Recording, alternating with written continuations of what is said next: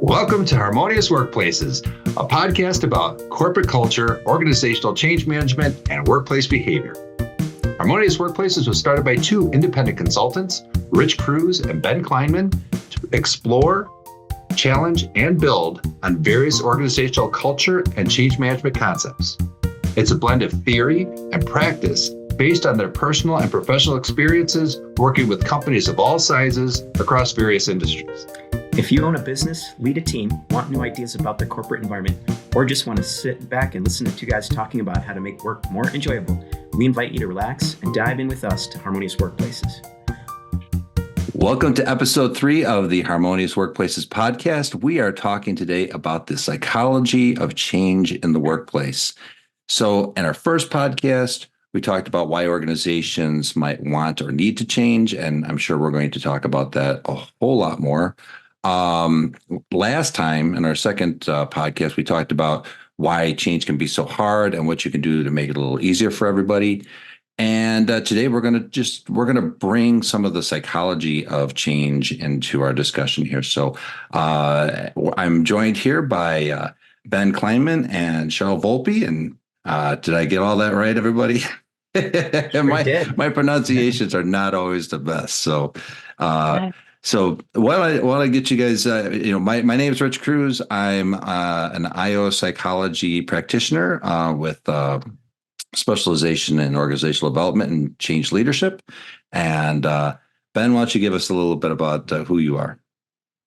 I'm a change management consultant and strategist, and I am so delighted to be here with both of you smart people who can tell me all about the theory, and I'll try to help us bring it back to how do I do that? It's Sharyl. Great to have you here. Thank you so much, Rich. Ben, it's so great. I really enjoyed the first 2 episodes. They were wonderful, and I'm looking forward to joining in with the two of you. I am a producer in entertainment looking to transition. I am an IO practitioner as well, and I'm just thrilled to be here. I can't wait to get into our subject. Fantastic. Cool. Awesome. Let's dig in. Yeah, let's dig in. So, in preparing for this episode, we were doing some research. We've come across a few things that overlapped, which is great. In 2023, there was this article that was published in Frontiers in Psychology, which I thought was helpful.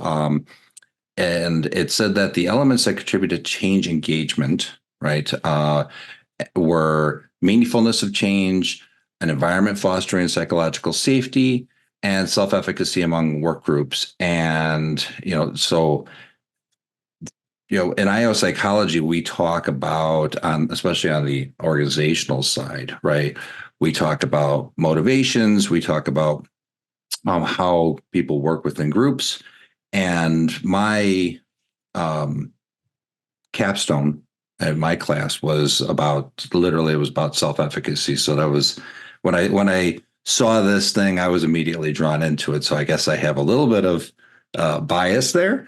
But Sharyl, you had mentioned that there was another piece from back in the 90s, I think that was. So here's what we talked about. Like, this was 2023 now, right? And we're talking about something that happened back in the 90s. So it's not really new information, but it's kind of bringing this back. Right. And Sharyl, just before you jump in, what was amazing to me is that this is exactly that, Rich. This is not new. This is stuff that people have been researching for years. And I know that in companies I've consulted with, people do think about this kind of stuff quite seriously. And so it's been kind of on the boil for 20, 30 years. And so this goes way back to the 90s. And Sharyl, maybe you could kind of ground us in where some of that thinking comes from, and if that was revolutionary back then, or if that was building on other stuff from even earlier. Kind of give us that sense. Thank you so much. And, it's funny when I hear you talk about those top 3 things, Rich, it's, to a casual observer, a lot of people might think, well, those are all kind of like the same thing. Well, it's our job to dig into the nuances of those 3 things: meaningfulness, self-efficacy, and the psychological safety. It wasn't in the 90s at the forefront like it is now. And William Kahn is the author that I refer to often from 1990 when he did his research. Change at that time was more about how much will this cost Is there a risk to it working? How many people do we have to train? It wasn't about the people that were going through it. And when William Kahn did his studies, and he had a lot of other colleagues, they were saying, well, you're overlooking the people. The success of your change is more related to the people you are putting through that change. And if you can make them happy through that change, or make them feel involved, engaged, and overall safe, then this is going to determine the success of the investment you've made in that change. Sure. And we saw a lot of that. I guess maybe it's springboarded. Is that the right word? I don't know. Off of Kahn, where Kotter, right? We talked about Kotter's model, that eight step model, which came out in 1996, if I'm not mistaken, right? Which was really about getting, it's about creating a vision, but getting that guiding coalition and really making change stick through people, right?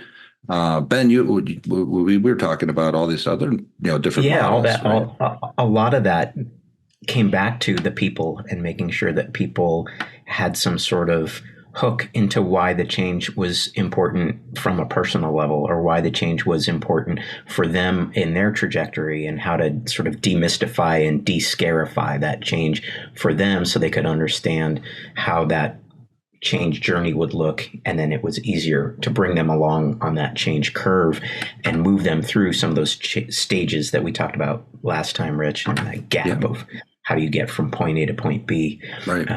But it seems like, Sharyl, I'm just thinking back in the 90s, in society in general, nobody was talking about emotional safety, or people were barely talking about motivation. I mean, it was sort of like you're in school and you just had to do the homework because you had to do the homework. It wasn't about, do you want to do this homework because you'll go to college and get a better job? I mean, that was just sort of like, people were just starting to realize that people with bachelor's degrees or advanced degrees had this huge leg up. And so it's almost like this whole societal shift has been paralleling that research in org psych.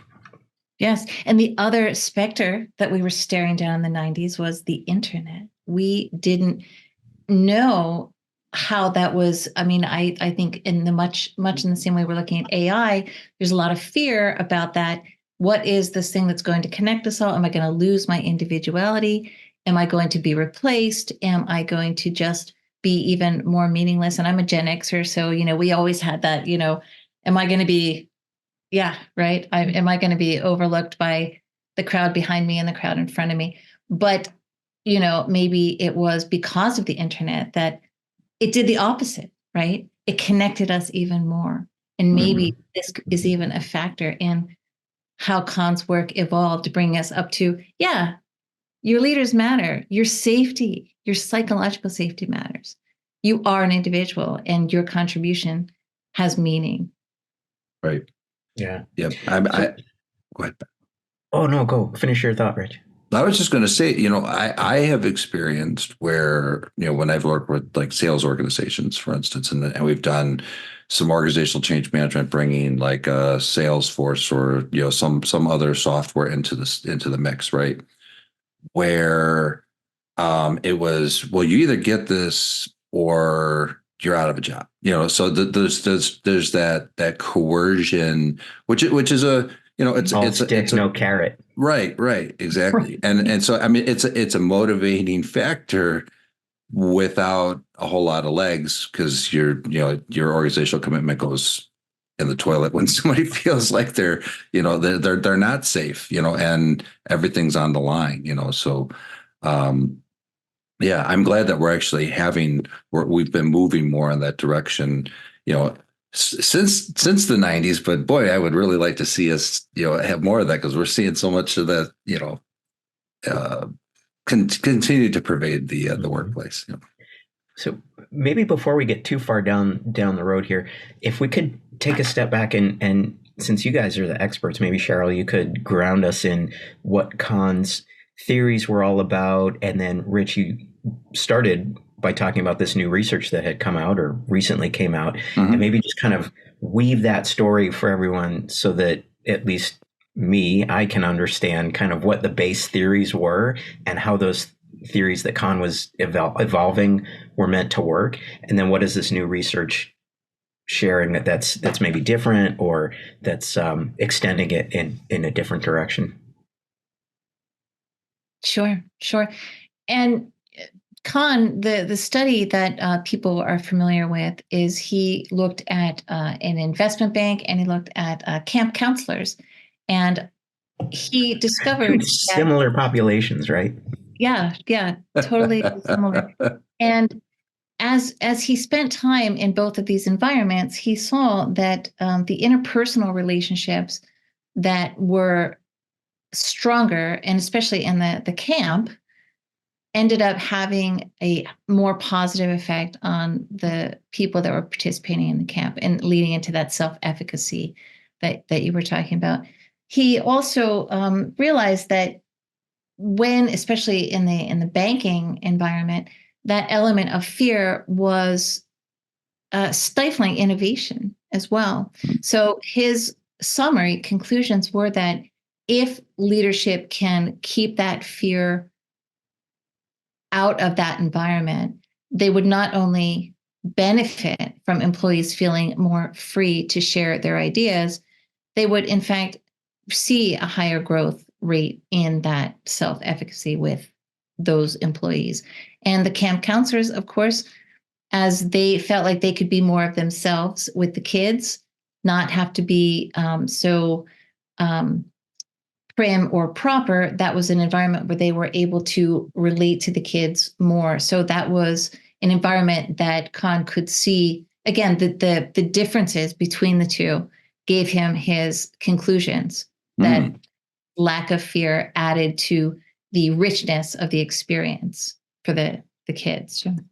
So it almost sounded like the leaders of the camp allowed the counselors to relax and be their true selves, and share a little bit of that inner self, and not just be the nanny counselor or the stern counselor, but kind of almost be a little bit friendlier or more brotherly or sisterly in that sense. Am I understanding that right?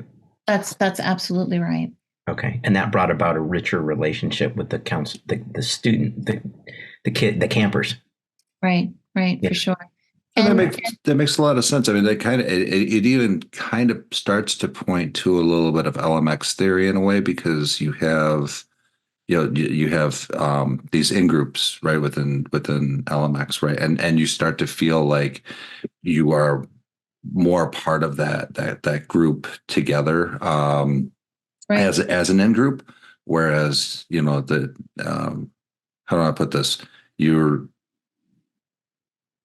that group is more cohesive, and people are thinking a little more together because they're more relaxed and amongst each other. Does that make sense? Yeah. It makes total sense. Oh yeah, leader member exchange theory. Sorry, It's a theory within. All right, we're going down the theory rabbit hole today. Yeah, so sorry. Theory within theory. Well, you guys also touched on the model of management from the laissez-faire to transformative.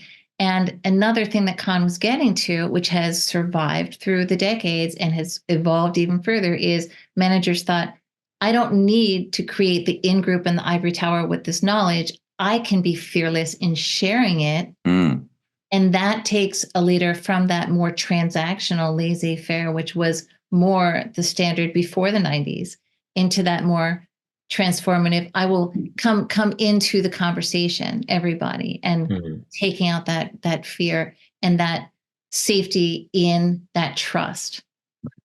Right.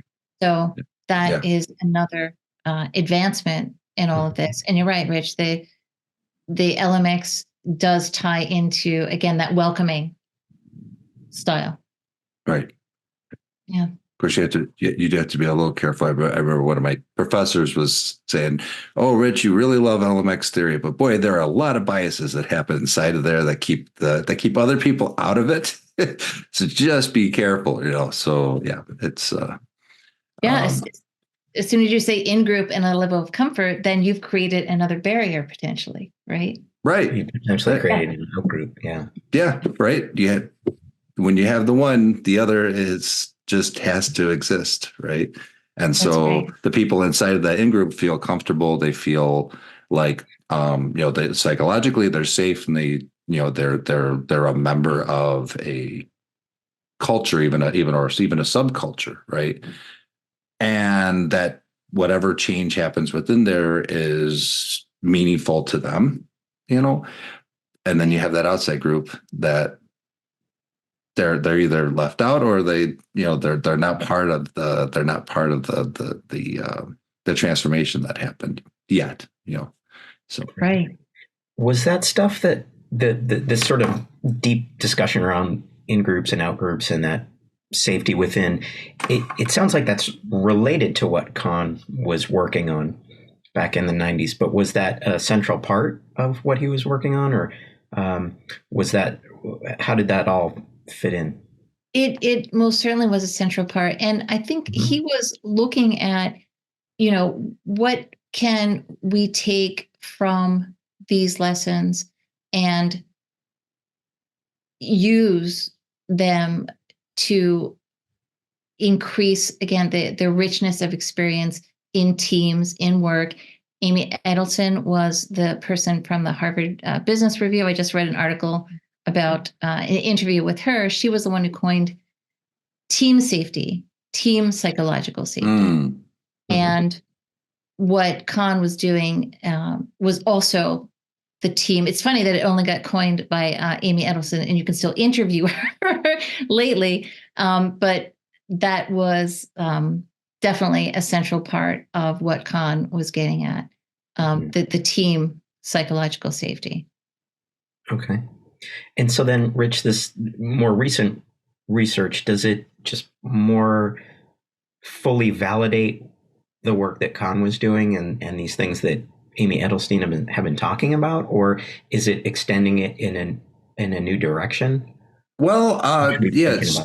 Yeah. So, Cheryl I looked at that 2023 study, which is based on like 300 something people. Although there's a model that was already in existence, and they were testing that model, right?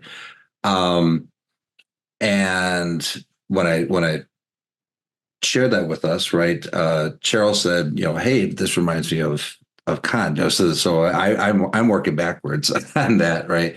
But here, what they talked about was that change engagement. So people being engaged in the change fully, or at least partially, or at least somewhat accepting it, right?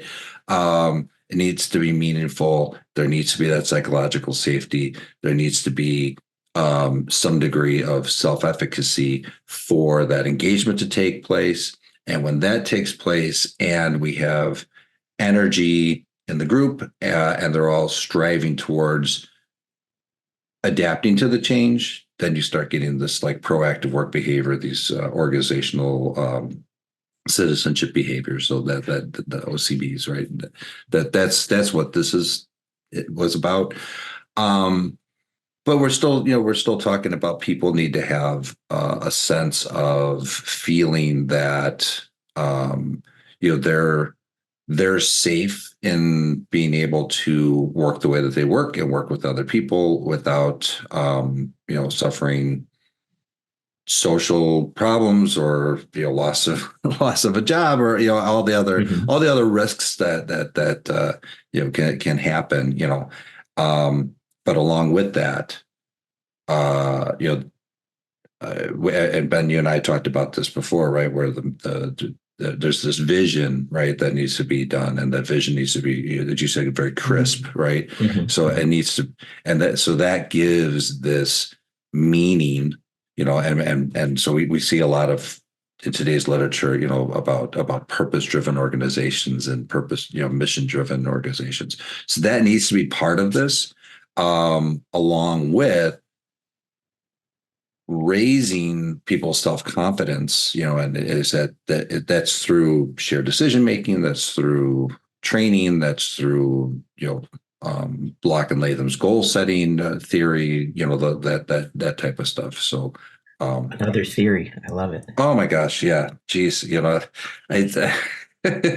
I'm not a doctor or anything like that, but I've been hanging out with these folks over at the Society of Evidence-Based Organizational Consulting, CBOC, and then IFC USA, and there's one theory after another being thrown out there, and 3 years of graduate school will do that to That'll you. do it to you. Oh my gosh. We got to reel you back. Yeah, I know, right? Yeah, nobody reads it. You can't even access the literature unless you're part of an institution anymore. So bring it. We got to bring it to reality. Well, I was glad for every model that I printed while we were at Purdue, Rich, because I wish I had more of them now. Absolutely, like wallpaper. Yeah. Well, Ben, you've been doing this, right, as a practitioner. Does any of this resound with you in the work that you've done? Absolutely. And that was sort of where I wanted to go, is because we have all these great ideas and theories, and it seems like over the years, at least from what I've seen, companies are taking that to heart, and they're trying in earnest to find ways to empower their people. I hear all the time about how leaders want to hire people that are motivated, that are self-motivated. At one point, it was very trendy to have this sort of notion of ownership mentality, and people were looking for people who were okay with taking a situation and making a decision, maybe with imperfect information, but being okay taking a little bit of risk. And so you have that. But then there's this confounding factor of, we still have financial constraints, we still have resource constraints, we have people constraints, time constraints, systemic constraints. Our IT system can only do so much, or our processes can only do so much. And if we don't get it, quote unquote, right, then that's a quote unquote failure. And so it's been really hard for companies to thread that needle of take some risk, make a decision, see what you learn, bring that learning back. And if you fail, it's not the end of the world, as long as we can learn from that and save ourselves from going down a pathway that would have been even worse if we failed later. And so if we can learn from that and fail sooner, or learn from that and adapt quicker, then in the long run we'll be okay. And I think that's where, for me, the rubber hits the road, and it becomes really hard to just stick in theory land and get into that practice of, how do we do that? And how do we really help leaders? Yeah, exactly. So, Rich, how do I do that?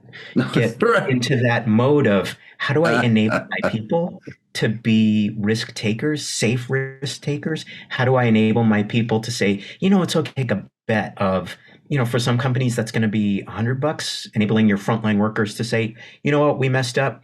I'm going to refund you your purchase. No questions asked. We want to make you a happy customer. Some companies do that really well, and others seem to not get that can make a huge difference to their brand reputation, and that matters in this social media age. And for other companies, that bet is going to be tens of thousands or even millions of dollars. But if that saves you 10 years or 20 years of developing something that is just not going to go anywhere, that's $1 million well spent, right? So sure. I don't know. Do you guys have suggestions? What do you see that helps leaders do that? What do you see that helps people embrace that as maybe a leader that doesn't have formal authority? How do you be that good team member to have that self-efficacy, to know, yeah, I'm gonna lean in on this and say, let's do this, even if it may or may not pan out? Cheryl, any thoughts on that? I just have to say that, this new-ish term in job descriptions when there's an opening is this comfort with ambiguity, right? You see this comfort, it ties into everything that you were just saying, Ben. You need to be comfortable coming into a situation where we don't know what's going to happen. And then what I would love to see is in what we offer, right, is to counterbalance comfort with ambiguity is, fearlessness of failure. Like, if you're going to be comfortable with ambiguity, we're going to give you something back for that, and not just your paycheck. Right. We're going to give you some of that. We're going to give you a cushion I haven't thought of what it should, the exact phrasing yet, but there needs to be a I counterbalance to like the that. idea of like a psychological trampoline or a psychological beanbag. You guys probably remember back in the day that everybody, your cool friend, would have this huge oversized beanbag in his or her basement, and that how would just cool be they like were, everyone but just yes. flopped in. If you're gonna, if as a company, I like that, Cheryl, where you're gonna say we want to hire you and we want you to take control and take safe risks and be okay with ambiguity, which is sort of saying like we don't exactly know what we're hiring you to do, but we want you to be kind of everything. Right. On the flip side, I like that you're saying they have to be also saying, we're going to support you. We're going to give you not quite mad money, but we're going to give you money or time or scientific technical training to learn about X, Y, or Z, or we're going to give you a little bit of that beanbag to fall into if something doesn't go quite right. I mean, I think that's brilliant. Yeah. Thank you. Yep. Right. Yeah. You've got Well, yeah. In my experience, when we've had people being able to accept, and when I say people, I mean like the leadership, right? Being able to accept that things are not always going to pan out the way that we thought they were going to, right? So there's the workers sometimes have a little more resilience than the leadership does, right? Because they feel like they have, they're investing all this time, money, and resource into this, right? But I mean, really, that's again, it's not super new, right? The agile philosophy has been around. It fail fast, get to the minimum viable product, and it's going to have flaws and all that stuff, right? Um, I think that the workers need to feel that they are, that they can safely, make mistakes and all of that. And the leadership needs to realize that they too have to give themselves some leverage to make mistakes, right? But they need to be able to be accepting of some of this. So there's some degree of, maybe it's risk tolerance and there's, there are ways of kind of helping to more or less calculate that, what does that time look like and all that stuff. I'm not an expert at that part of it, of the quantification of risk, but psychologically, just making sure that everybody understands that, we live in an imperfect world, and things are going to go sideways here and there. But if we maintain that we are focused on this vision, we're working towards this goal, we are putting, as that model puts it, that we're putting the energy and we're striving towards making this change work, and we have those other elements provided by the organization, the self-efficacy, the psychological safety, and that purpose and that meaning. I think real change can happen. Real positive change can happen. I said a lot of things. I don't know how much of that made sense. I thought it was great. I would like to interject. How many times have either of you heard that from a manager or a leader or an owner, more likely? Well, this I can behave poorly, more poorly than you, because I have more skin in the game. Skin in the game, right? If the company does poorly, I could lose everything. You're still going to get your paycheck, right? And they'll use that as an excuse to have, a more or less risk tolerance, right? And that brings fear into the environment. Boy, right? you're starting to get into that dark triad that you that wrote was my about. capstone, right? That's your capstone, right? It all comes back to that. Coming. Yeah. Well, maybe we save that for another time because we're kind of running out of time today. But Right. yeah, there's a certain degree of narcissism that actually that Cheryl introduced me to. I'll share this later on, but this book by Naomi Shraggy. Shraggy. And Yeah, I'm speaking with her later today. Oh, really? Okay, so Yes. just tell her I've got another couple of chapters to go.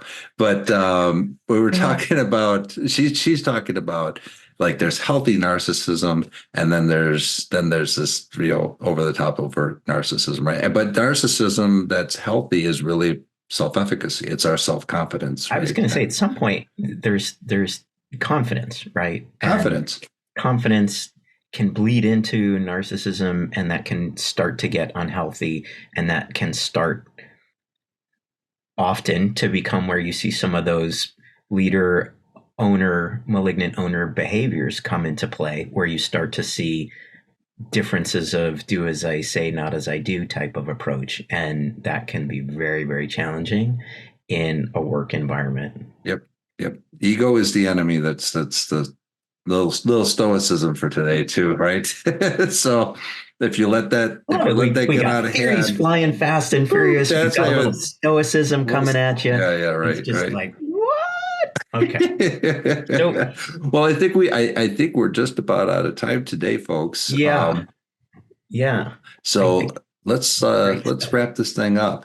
Great stuff. Yeah. From what I was hearing in my very small brain, it sounds like there's a lot of really well-respected and well-researched theories that have proven over many, many years that there needs that companies that want to be successful with their people, that want to keep good people, that want to enable those good people to stay and help that company be all it can be, that can embrace change and embrace transformation. They need to ensure that their people, the companies, leaders of those companies need to ensure that their people have the right kind of motivation, the psychological safety to take some level of risk or embrace a change and not feel like there's a threat that if they don't embrace it in the right way, that they're going to get failed and fired and all that kind of stuff, or reprimanded. And there needs to be some sort of behavioral component to that, where as a group, the team they're on, the function they're within, the division they sit within, maybe the whole company, that they're all moving in that same direction together. They're all incentivized together, and that there's that behavioral knitting of we're supporting each other through this change, through this effort. We have each other's backs, if you will. We're each other's safety beanbag. Yep. Yeah, it's a great summary. Well put. Yeah.